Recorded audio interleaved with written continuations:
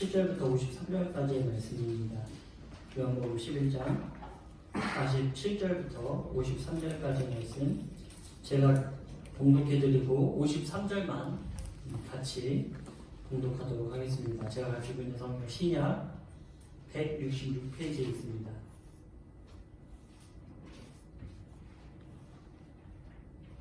요한복음 11장 47절부터 53절까지 말씀 제가 봉독하고 53절만 함께 봉독하겠습니다. 이에 대제사장들과 바리새인들이 공회를 모으고 이르되 이 사람이 많은 표적을 행하니 우리가 어떻게 하겠느냐. 만일 그들을 이대로 두면 모든 사람이 그를 믿을 것이요 그리고 로마인들이 와서 우리 땅과 민족을 빼앗아 가리라 하니 그 중에 한 사람 그의 대제사장인 가야바가 그들에게 말하되 너희가 아무것도 알지 못하는도다. 한 사람이 백성을 위하여 죽어서 온 민족이 망하지 않게 되는 것이 너희에게 유익한 줄 생각하지 아니하는도다 하였으니 이 말은 스스로 함이 아니요 그의 대제사장이므로 예수께서 그 민족을 위하시고 또 그 민족만 위할 뿐만 아니라 흩어진 하나님의 자녀를 모아 하나가 되게 하기 위하여 죽으실 것을 미리 말함이로라. 이날에부터 그들이 예수를 죽이려고 모의한다. 아멘. 예, 어느덧 이렇게 저번 주에 우리 교우님들과 또 인터넷으로 예배드리기 시작한 지가 벌써 3주가 된 것 같습니다. 그죠?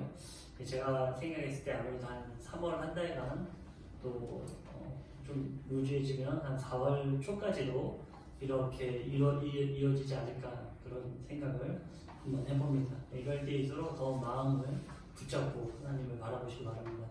제가 이번 주에 되게 충격적이었던 말이 제가 지인이 있는데 굉장히 믿음이 좋고 또 하나님 인생 가운데 살아가는 굉장히 그 믿음적으로 제가 되게 존경하고 또 사랑하는 대상이 그런 말을 하더라고요. 예배를 한 번, 두 번 이렇게 안 나가다 보니까 너무 좋던데요?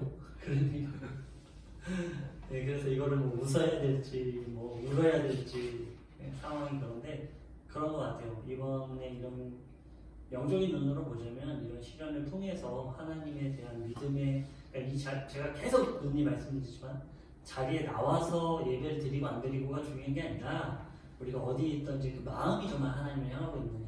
내가 가정에 있더라도 근데 참 신기한 게요. 몸이 있는 곳에 마음도 있더라고요. 조금은 있는 것 같아요. 그 믿음이 좋은 사람조차도 야 예배 한 주 안 드리고 두 주 안 드리니까 너무 편하고 좋은데 그런 얘기를 하는 걸 보고 야 이거 지금 우리가 영적으로 이게 코로나의 위기보다도 영적인 위기가 우리한테 오지 않았나 그런 생각을 하게 됩니다. 오늘은 교회에서 죽은 예수님이라는 제목으로 그 말씀을 나누려고 하는데요. 결론부터 얘기하자면요. 오늘 이 말씀을 보면은 나사로가 살아난 이야기로부터 시작되는데 이 나사로가 살아난 소문이 퍼지고 이 소문을 대제사장, 그러니까 당시의 종교 지도자들과 목회자들에게 한 사람들이 가가지고 예수님이 나사로를 살렸다 그 얘기를 하는 거예요. 그래서 이 사람들이 그것을 듣고는 뭐라고 하냐면 자기들의 위치가 위태로워지는 거죠. 그러니까 사단은요 교회에서 하나님을 바라보고 예수님을 바라보게 해야 되는데 자꾸 누구를 바라보게 합니까? 사람을 바라보게 만드는 거예요. 대표적으로는 목회자들은 신이 아니거든요. 어디에서든지 우리 군인들하고 저하고 다른 것은 아무것도 없어요. 저 뭐 눈이라도 하나 더 달렸네요. 똑같죠? 코도 2개 뚫렸고 틀린 게 아무것도 없어요. 그런데 그 사람의 대상을 실격하는 경우들이 있다는 거죠. 근데 그것을 누가 그런 시스템을 만들어 놓냐? 바로 그 자리에 위치한 사람들이 만들고 있다는 거예요. 그러니까 쉽게 말해서 목회자들이 그런 위치를 만들어 놓고 있다는 거죠. 오늘 말씀에도 보면요. 자기네들의 위치가 위태로우니까 예수님을 죽이고자 하는 거예요. 그러니까 사람들이 그렇다는 거죠. 교회에서 예수님을 믿으면 다른 물질적인 부분이나 권위적인 부분이나 어떤 교만적인 부분들이 무너지니까 예수님을 믿으면 어떻게 됩니까? 새롭게 되죠. 다른 사람을 이해하게 되고 사랑하게 되고 관용하게 되고 섬기게 되고 높아지는 것이 아니에요. 그렇게 되는 것을 가장 싫어하는 게 사단이라는 거죠. 누군가를 질투하게 되고 누군가의 대상을 맞춰서 물질을 숭배하게 만들고, 근데 그런 일들이 어디에서 일어나고 있냐? 바로 이 교회 안에서 일어나고 있다는 거예요. 근데 그것에 대해 문제가 뭐냐? 바로 리더들이 제대로 하지 못한다. 직분자들이 온전히 하나님을 바라보지 못하고 있다. 즉 교회 안에서 오히려 예수님을 찾을 수가 없다. 지금 대제사장과 바리새인들 가운데 예수님의 복음이 들어왔을 때 그 복음을 차단해버리는 거예요. 왜냐하면 자신들의 위치가 위태롭기 때문에. 요즘 교회가 사회적으로 이슈가 되다 보면요, 거의 나쁜 얘기들이 일색을 이루죠. 그 중에서 많은 부분들이 목회자를 드러내고 있습니다. 많은 문제들이 있습니다. 물론 자격을 갖추지 못했음에도 불구하고 직분을 남발하는 것이 가장 큰 문제겠죠. 그런데 그렇지 않은 경우에도 여러 가지 문제들이 있다는 것입니다. 일반적으로 들으면 경악할 범죄들이 너무나 많이 일어나고 있죠. 도대체 이런 소식을 들으면서 많은 사회적 사람들은, 하나님을 믿지 않는 사람, 특히 또 교회 안에서도 도대체 목회자들은 뭐하는 인간들인가? 무슨 가르침을 받았기에 저런 행동을 하는가라는 생각이 꼬리에 꼬리를 물면서 결국 누구를 비난하게 됩니까? 하나님과 예수님을 비난하게 만들고 있죠. 심지어 목사를 요즘 뭐라고 부릅니까? 먹사라고 그래요. 먹사. 하도 먹는 걸 좋아하고, 먹는 것도 좋아하지만 돈 받고 이런 물질적인 것을 좋아하는, 그래서 먹사라고 합니다. 참 안타깝죠. 강단에 서서 누군가를 바라보며 말씀은 전하지만 정작 그 말씀들이 자신의 생활에는 적용되지 않는 것입니다. 오죽하면 예수님께서 그들이 말하는 바는 행하고 또 지키되 그들이 하는 행위는 본받지 말아라 라고 마태복음 23장 2절부터 3절에 그렇게 기록하고 있습니다. 뭐라고 하냐면요, 서기관들과 바리새인들이 모세의 자리에 앉았으니 그러므로 무엇이든지 그들이 말하는 바는 행하고 지키되 그들이 하는 행위는 본받지 말라. 그들은 말만 하고 행하지 아니하며. 서기관과 바리새인들이 모세의 자리에 앉아있다는 것은 레위지파 즉 제사장을 나타내고 있습니다. 즉 목회자를 나타내고 있다는 거예요. 그런데 그 제사장들이 말하는 율법과 하나님의 말씀은 너희들이 듣지만 그것이 자신들에게 속하지 않아 불법을 행하는 제사장들의 행위는 본받지 말라는 거예요.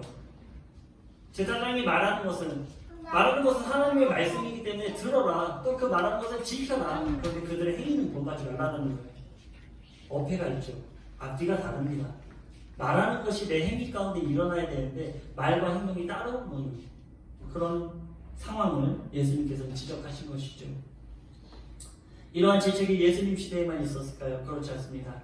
구약 시대에도 부지기 수도 있고요. 또 현대를 사는 오늘날에도 이런 일들은 계속해서 일어나고 있습니다.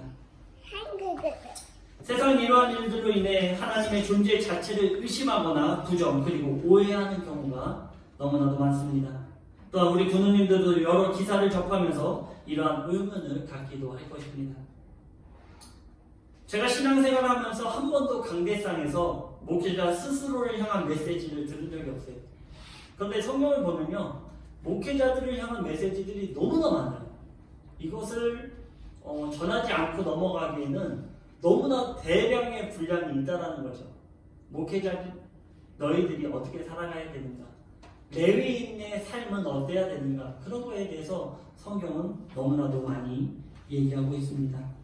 거의 대부분이 성도들의 삶을 얘기하지만, 그러나 저는 오늘 이 시간 영적 책임을 가지고 있는 그 목회자들에게 하나님은 도대체 어떻게 말씀하고 계신지를 우리 군우님들과 함께 나누고 싶습니다. 하나님의 모든 목회자에게, 그리고 여러분 앞에 말하는 저 안상환에게는 어떤 기준을 가지고 또 어떤 말씀을 하시는지를 알아야 상호 간의 삶을 돌아볼 수 있을 거라고 생각합니다. 우리는요, 상호적인 거예요. 상호 간의 삶을 돌아봐야 됩니다. 다윗도 왕이었지만 선지자 나단의 소리를 들었어요. 그런데 사울은 어땠죠? 사랑의 마음을 가지고 외치는 다윗의 소리를 묵살해 버렸습니다. 그 두 리더자의 말로는 어떻게 끝납니까? 다른 사람들의 말을 들은 다윗은 지금까지도 위대한 왕, 사울은 어떻습니까? 다른 사람의 말을 무창히 무시했던 사울은 결국 자살로 끝나는 그런 인생을 맞이하게 됐다는 것입니다. 강단에서 말하는 자가 하나님의 기준에서 벗어난다면 가차없이 그 자리를 떠나야 합니다. 그렇지 않으면 함께 죽게 될 것입니다. 마태복음 15장 14절은 이렇게 기록하고 있습니다. 그냥 두라. 그들은 맹인이 되어 맹인을 인도하는 자로다. 만일 맹인이 맹인을 인도하면 둘이 다 구덩이에 빠지리라. 아멘. 서로가 깨어 돌아봄이 없다면 그것은 신천지나 하나님의 교회 여러 이단 사이비와 다를 것이 없습니다. 진정한 사랑의 마음으로 다윗이 옷자락을 흔들며 사울에게 권면한 것, 그런 마음을 가지고 서로 권면하는 것, 그것이 필요하다는 거예요. 믿음 또한 같습니다. 믿음은요, 강요해서 되는 게 아니더라고요.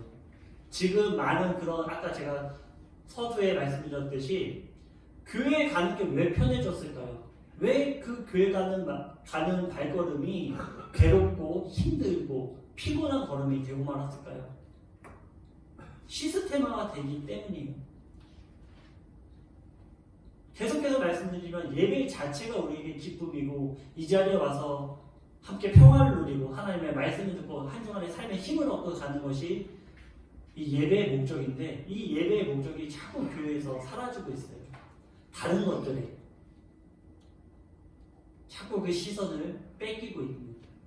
교회 가서 맨날 일만 하고 오니까 말씀드릴 땐 피곤하고 교회에 있는 자체가 피곤하고 서로의 또 사람들이 만나는 관계 때문에 피곤해하고 저는 아마 이런 사태들이 지금 하나님께서 괜히 주신 것이 아닌 것 같아요. 돌아보는 시간들로 계속해서 우리에게 주시는 것 같습니다. 이처럼 교회가 건강하기 위해서는 그 교회를 이끄는 목회자가 눈을 뜨고 깨어 있어야 합니다. 그렇지 않으면 교회 안에 그 어디에서도 살아계신 예수님을 만날 수 없습니다.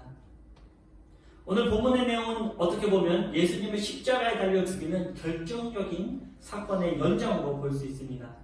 이 나사로의 사건을 통해서 사람들, 대제사장과 바리새, 서기관들은 예수님을 죽이고자 하는 결심을 하게 돼요. 그 사건은 바로 마리아와 마르다의 오빠 나사로의 사건입니다. 요한복음 11장 1절은 나사로가 병들어 죽어가는 것으로 시작하죠. 오빠 나사로가 중환병으로 죽어가니 자신들은 병간호를 하고 사람들을 예수님께 보냅니다. 왜 보냈을까요? 예수님이 나사로를 고칠 수 있기 때문에 병간호를 해야 되니까 병간호를 하고 사람들을 보내서 예수님께 보낸 것입니다. 상황을 보면 한시가 급합니다. 그런데 이 소식을 들은 예수님은 자신이 현재 있는 곳에서 이틀이나 더 머뭅니다. 성경에 보면요, 마르다와 마리아, 이 나사로를 예수님께서는 너무나 사랑하세요. 그들이 애통하는 마음을 바라봤을 때 예수님께서도 눈물을 흘리며 가슴 아파하는 그 정도로 이 세 가정을 굉장히 기뻐했다는 사실입니다. 그런데 나사로가 죽는다는데도 이틀이나 더 있는 곳에 머물렀다는 거예요. 그리고 이틀이 지난 후에 제자들과 함께 나사로가 있는 베다니로 향하고자 합니다. 그리고 그쪽으로 가죠. 그런데 현재 나사로의 상태는 어떻습니까? 성경에 의하면 이미 무덤에 있은 지 3일이나 되었습니다. 아마 사람을 보내고 얼마 안 있어 나사로는 죽게 된 것 같습니다. 그리고 예수님을 만난 마르다와 마리아는 예수님이 조금만 일찍 오셨다면 우리 오라비 나사로가 죽지 않았을 것입니다 라고 고백하죠. 그때 예수님은 나사로가 죽지 않고 자고 있다라고 선포하시고 무덤에 돌을 옮길 것을 요청하십니다. 하지만 나사로의 상태는 모든 사람이 알 정도로 이미 죽었고 시체가 썩어 냄새가 나기 시작했습니다. 마르다는 이 사실을 알렸지만 예수님은 자신의 말을 들으면 그때 하나님의 영광을 보게 될 것이다 라고 선포하시죠. 사람들은 이 말씀을 듣고는 무덤에 돌을 옮깁니다. 그리고 예수님은 자신의 요청에 응답하심을 하나님께 감사하고 이 사건으로 많은 사람이 자신이 하나님으로부터 온 것을 알게 될 것이다 라고 고백하고 있죠. 그리고 나사로야 나오라 부르시니 죽었던 나사로가 일어나 배를 동인 채로 무덤 밖으로 나왔습니다. 이것을 본 마르다와 마리아는 말할 것도 없고 당시에 모였던 모든 유대인들이 예수님을 믿기 시작했습니다. 그러나 이 상황을 유심히 지켜보던 다른 무리들도 있었습니다. 바로 예수님의 안티입니다. 예나 지금이나 안티의 세력들은 어디에나 있는 것 같습니다. 이때는 안티 세력이 없었을까? 그렇지 않아요. 예수님을 어떻게 해서든지 흠집내고 깎아내리려는 그 안티의 세력들이 굉장하게 많았다는 거죠. 그 무리들은 이러한 사실을 바리새인들과 대제사장들에게 고합니다. 이 소식을 들은 대제사장들과 바리새인들은 두려웠습니다. 그런데 두려워하는 이유가 이해가 안 갑니다. 이들이 왜 두려워했죠? 바리새인들과 이 대제사장들이 이 소식을 듣고 두려운 거예요. 왜 두려웠냐면 예수님이 자신들의 자리를 뺏어갈까 봐. 자신들의 위치, 자신들이 추앙받는 이 자리에 예수님이 들어올까 봐 그것이 두려웠다는 거예요. 참 아이러니하죠. 자신들이 기다리던 메시아가 왔는데 자신들이 믿지 않을 뿐만 아니라 다른 사람들이 믿는 것마저도 싫어하며 거부합니다. 이 이야기들, 이 본문의 내용을 이단들이 굉장히 많이 사용해요. 마치 이런 거죠. 하나님의 교회 신천지 이단들은 이 내용을 가지고 봐라, 이긴 자 이만희가 왔다. 어머니 하나님 장길자가 왔다. 그러나 세상이 알지 못한다. 우리만 알고 있다. 그래서 너희들이 이것을 알아야 된다. 귀에 걸면 귀걸이, 코에 걸면 코걸이. 그런데 우리가 반드시 기억해야 할 것이 있습니다. 우리의 메시아는 오직 한 분 예수 그리스도십니다. 오신 이도 예수 그리스도시요 오실 이도 예수 그리스도 한 분뿐이라는 것입니다. 요한복음 11장 53절을 함께 보도록 하겠습니다. 오늘 본문의 내용이죠. 이날부터는 그들이 예수를 죽이려고 모의하니라. 교회 안에서 예수를 죽이고 있는 거예요. 왜냐하면 자신들이 취함을 받아야 되기 때문에, 모든 사람들의 영광을 목회자가 받아야 되기 때문에 진정의 의미에서의 예수님은 교회 안에서 죽여버리고 한 것입니다. 이런 일들을 한 것이 바로 당시의 종교 지도자라고 얘기하는 사람들이 믿고 따르던, 유대인들이 그렇게 신뢰하고 믿고 따르던 이 바리새인들과 대제사장들의 모습이었다는 것이죠. 지금 현대의 모습과 다를 것이 그렇게 많지 않습니다. 오히려 더 심하면 심해지 덜하지는 않는 것 같습니다. 그렇습니다. 이 나사로의 사건은요, 요한복음 외에는 다른 복음서에는 기록되어 있지 않아요. 바로 이 요한복음에만 기록되어 있습니다. 이 나사로 사건의 발단으로 예수님을 죽이고자 결심을 한 것입니다. 세상 사람들은 예수님을 믿으려 하는데 하나님의 일을 하고 그 누구보다도 말씀을 잘 알고 성전에서 하나님의 일을 한다는 제사장들이 하나님이 말씀하시는 예수님, 즉 메시아를 알아보지 못하고 그것을 넘어 그 메시아를 죽이고 있는 것입니다. 그렇습니다. 지금 우리가 살고 있는 시대와 같죠. 세상은 하나님의 사랑을 알기 원하지만 막상 교회에 오면 그 사랑을 찾을 수 없습니다. 먼저는 종교 지도자들이 타락했기 때문입니다. 악의 악순환 고리라고 저는 지칭하고 싶은데요, 본질을 잃으니 그 자리에 비본질이 들어와 앉아있는 것입니다. 그러한 비본질을 추구하니 세상 사람들은 그 누구도 하나님을 알려하지 않습니다. 이렇다고 한다면 누구의 책임입니까? 누구의 책임입니까? 바로 교회의 책임이죠. 특별히 교회의 영적 리더인 목회자의 책임입니다. 악순환의 고리는 무엇입니까? 목회자들이 교인들을 물질의 노예로 만들어 버렸다는 사실이에요. 기복신앙이라고 할 수 있는데요. 왜냐하면 그 물질이 자신의 권력이기 때문입니다. 마치 교회 안에서는 성공을 하지 못하면 믿음이 없는 것처럼 말합니다. 무조건 잘 돼야 합니다. 그것이 영적인 것보다는 육적인 것이 많다는 것이 함정이죠. 무조건 잘 돼야 되는데, 우리 영이 무조건 잘 돼야 되는데 그것에 포커스가 맞춰져 있지 않고 육적인 거에 포커스가 맞춰져 있는, 그것이 함정이라는 사실이에요. 하나님은요, 우리가 돈을 많이 벌든지 돈을 조금 벌든지 그거를 원하시지 않아요. 그냥 나의 지금 상태에 있는 모습 그대로, 내가 있든지 없든지 지금 있는 상태 그 모습 그대로를 하나님께서는 받아주시고 이해해주시고 사랑해주신다는 사실이에요. 아멘. 근데 그것의 본질을 자꾸 흐리는 것이 교회의 시스템이라는 사실입니다. 저는 이것에 대해서 강력하게 부인하고 싶어요. 강력하게 이런 일들이 이제 없어져야 된다. 교회에서 하나님이 사라지는 존재의 이유가 없는 것입니다. 하나님을 떠나는 것을 걱정하고 하나님 안에서의 교제의 풍성함을 갈망해야 하지만 이보다 세상의 성공이 먼저가 되는 현실. 자녀들이 하나님을 믿지 않고 교회는 안 나오는데 세상에서 의사가 되고 변호사가 되어 돈을 많이 벌면 그것으로 하나님의 복이라 생각하는 것이 현 교회의 현실이 되고 말았습니다. 그것을 누가 부정할 수 있겠습니까? 우리 부모님들은 하나님과 멀어지는 것을 두려워하시기 바랍니다.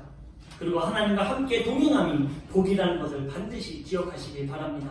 아멘. 이런 일들이 왜 일어났습니까? 바로 목회자들이 바른 것을 가르치지 않고 더 나아가서는 가르쳤더라도 그 행위는 자신의 가르침과 전혀 다른 모습이었기 때문입니다. 또 무엇이 있습니까? 제가 가장 심각하게 생각하는 것, 그리고 교회가 초창기에 욕을 먹기 시작한 이유가 있어요. 한번 잘 생각해 보세요. 교회가 초창기에 세상으로부터 이제 들지는 사건들이 막 일어났는데 그 시작이 무엇이냐면 전도였다는 사실. 아이러니하죠. 왜 전도가 세상 사람들로부터 등을 돌리게 만들었는가? 전도는 예수 그리스도의 기쁜 소식, 즉 복음을 전하는 것입니다. 그리고 그 복음으로 예수님을 믿게 하는 것이죠. 그러나 어느 순간 전도는 자신의 교회에 출석하는 것으로 전락하고 말았습니다. 이러한 잘못 또한 누구에게 있습니까? 단연컨대 저는 종교 지도자들과 목회자, 저를 포함한 모든 목회자들이 잘못했다고 생각합니다. 제가 최근에 만난 사람 중에 굉장히 본이 되고 싶고 굉장히 존경스러운 분이 한 분 계신데 그분이 누구냐면 예전에 우리 교회도 오셨던 홍지 사모님이세요. 그 전도훈련학교 때 오신 적이 있으시죠? 이분은요 자기 교회를 떠나서 복음에 미친 사람이에요. 지나가는 사람들마다 만나고 자신의 위치는 광양이지만 부산에 가서도 또 춘천에 와서도 또 고속도로 휴게소에서도 우리 교회 나오십시오. 광양에 있는 우리 교회 나오십시오. 이게 아니라 여러분 하나님 믿어야 됩니다. 예수님을 믿어야 됩니다. 예수님은 이런 분이십니다. 이런 복음을 전한다는 거예요. 그것이 바로 전도입니다. 영혼을 살리는 것이 우리에게 사명인 것이 우리의 빈자리를 채우는 게 우리의 사명은 아니라고 생각해요. 하나님은요 분명히 상호적으로 우리에게 보응도 해주십니다. 우리가 그렇게 열심으로 복음을 전한다면 우리가 굳이 이 자리를 채우려고 하지 않아도 하나님께서 채워주신다는 사실이에요. 이것이 바로 믿음입니다. 우리 북춘천 영혼은 이런 믿음을 갖고 살아갔으면 좋겠습니다. 아멘. 자신이 속해 있는 교회가 커지고 지역사회에서 또 목회자 모임에서 자신의 자랑거리로 전도가 전락하고 말았다는 것입니다. 난 이렇게 큰 교회, 이렇게 많은 연봉을 받고 이렇게 좋은 차를 타고 있어. 본질과 전혀 딴판의 모습도 지금 현 교회에서 일어나고 있습니다. 큰 교회, 막 몇만 명이 되는 교회에서 목회자가 경찰사면 또 어떻습니까? 사람들을 많이 태우고 다닌다면 카니발이나 스타렉스는 또 어떻습니까? 전혀 나쁘지 않죠. 이동수단으로. 꼭 굳이 최고급의 세단을 타면서 많은 세상 사람들로 하여금 욕을 먹을 필요가 있을까요? 참 아이러니합니다. 예수님은 예루살렘 입성 당시에 작은 나귀 새끼를 타고 가셨는데 우리는 백마를 굳이 타고 들어가려는 그런 모습들 회개해야 될 부분이라고 생각합니다. 이러한 목회자들과 교회 가운데 어디에서도 예수님을 찾아볼 수 없습니다. 정작 교회에서 예수님은 존재를 잃어버리고 죽고 만 것입니다. 현 시대 상황을 예레미야서가 가장 잘 보여준다고 생각되는데 함께 말씀을 한번 찾아보도록 하겠습니다. 예레미야서 5장 30절에서 31절까지의 말씀입니다. 예레미야서 5장 30절에서 31절까지의 말씀입니다. 제가 가지고 있는 성경 1059페이지에 있습니다.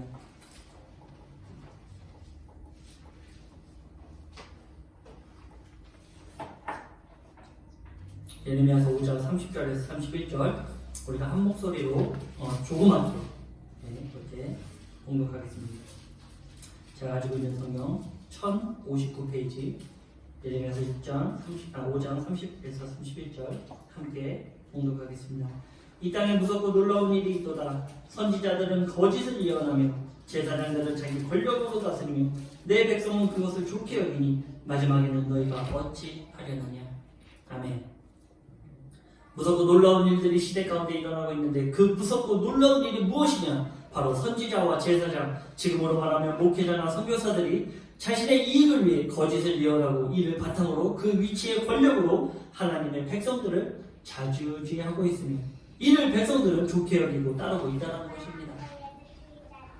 이런 일들이 지금 우리 가운데 일어나고 있습니다. 부인하고 또 부인하고 싶지만 상상할 수 없는 많은 교회 가운데 우리가 사랑하는 예수님을 찾아볼 수 없습니다. 교회에 예수님이 살아계시지 않으니 세상 사람들은 교회에 올 이유가 없는 것입니다. 현대의 목회자와 교회는 물질과 권력 그리고 체면으로 타락하고 말았습니다. 예수 그리스도는 우리에게 물질과 권력, 체면을 주시기 위해 이 땅에 오신 것이 아닌 사랑과 관용, 이해와 섬김 그리고 가장 중요한 생명을 주시기 위해 이 땅에 오셨다는 사실입니다. 아멘.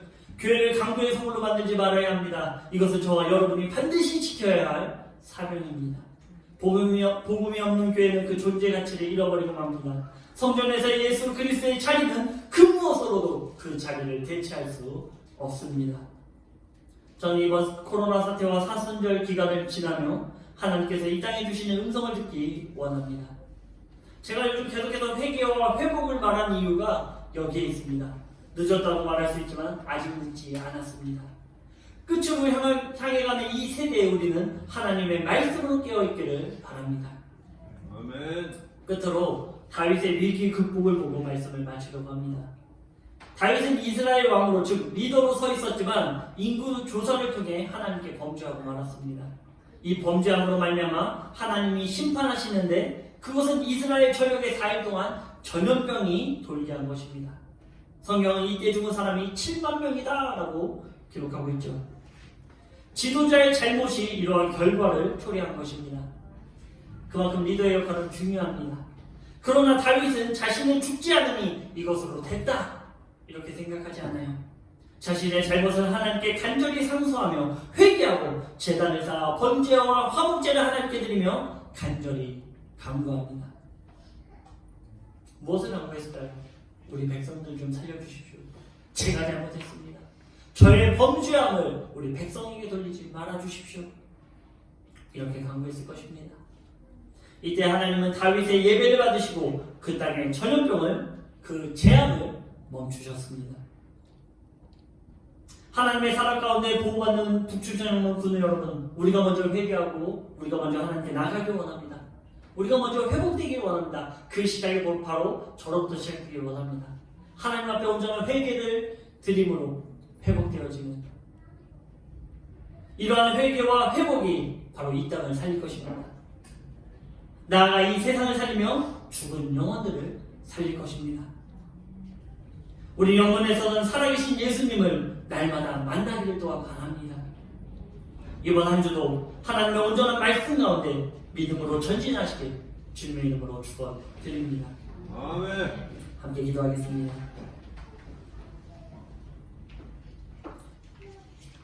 사랑의 하나님 아버지 감사합니다.